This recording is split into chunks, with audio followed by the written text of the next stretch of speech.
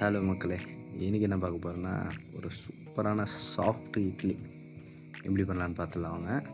அதுக்கு நான் வந்து ஒரு 1 கிலோ உளுந்து தனியா எடுத்து வச்சுருக்கேன். அதுக்கப்புறம் ஒரு 100 கிராம் அவலு, அதுக்கப்புறம் ஒரு 200 கிராம் ஜவ்வரிசி, அதுக்கப்புறம் ஒரு 3 கிலோ ரைஸ். நான் வந்து சோனா மசூரி ரைஸ் யூஸ் பண்ணியிருக்கேன். அதாவது நம்ம வீட்ல எல்லாம் செய்வோம்ல அந்த ரைஸ் வந்து.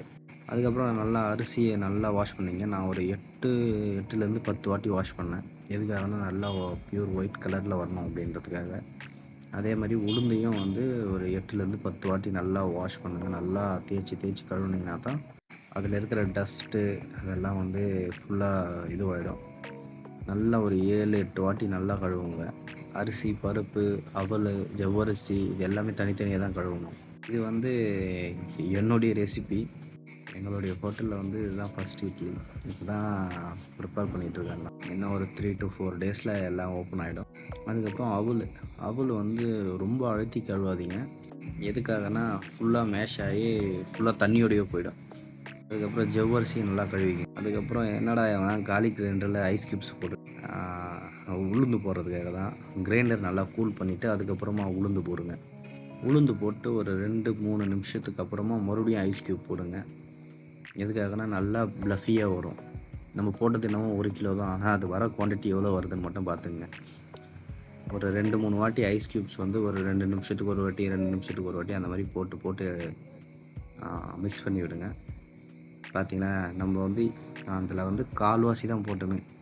ஒரு 1 கிலோ உளுந்தால் தான் போட்டோம். அதுலேயே எவ்வளோ குவான்டிட்டி வந்துச்சு பார்த்திங்க. அதுக்கப்புறமா அதே கிரைண்டரில் கொஞ்சமாக அரிசி போட்டு அந்த அவலையும் அந்த ஜவ்வரிசியும் போட்டு கொஞ்சம் நேரம் ஆடினதுக்கப்புறமா மறுபடியும் அந்த இருக்கிற பேலன்ஸ் ரைஸையும் போட்டுருங்க. எதுக்காகனா சாபுதானா வந்து சீக்கிரமாக அரையாது அதனால். அதுக்கப்புறமா இதுலேயும் வந்து ஒரு 2 வாட்டி அந்த மாதிரி தனித்தனியாக ஐஸ் கியூப்ஸ் போடுங்க.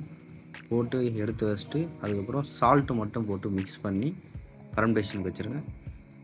நல்லா ஃபர்மெண்டேஷன் ஆனதுக்கப்புறமா ஒரு 6 to 8 ஹவர்ஸ் கன்ஃபார்மாக வெளியவே வைங்க. ஏன்னா ஃபர்மெண்டேஷன் ஆகணும். அதுக்கப்புறமா மறுபடியும் தண்ணி ஊற்றி கொஞ்சம் சால்ட்டு போட்டு செக் பண்ணி நான் ஆல்ரெடி இட்லி துணி போட்டு வச்சிட்டேன். போட்டு இட்லி ஊற்றி இது வந்து காம்பி ஓவனில் வச்சுருக்கேன் நான். இட்லி ஸ்டீமரில் பண்ணாத இதில் பண்ணிகிட்ருக்கேன்னு பார்க்காதீங்க. ஸ்டீமர் எல்லாமே இருக்குது. பட் ஆனால் இன்னும் ஃபிட் பண்ணல. பட் இருந்தாலும் இதுலேயும் சூப்பராக வந்தது இட்லி கூட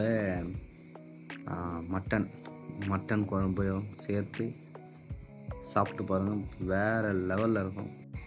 no sambar, no chutney, only for naan. அடுத்ததாக இட்லி கூட மீன் குழம்போடு ட்ரை பண்ணி பார்க்கலாம். மக்களை இந்த ரெசிபி பிடிச்சிருந்தால் மறக்காமல் லைக் பண்ணி கமெண்ட் பண்ணி ஷேர் பண்ணிங்க. Thank you very much. Bye bye.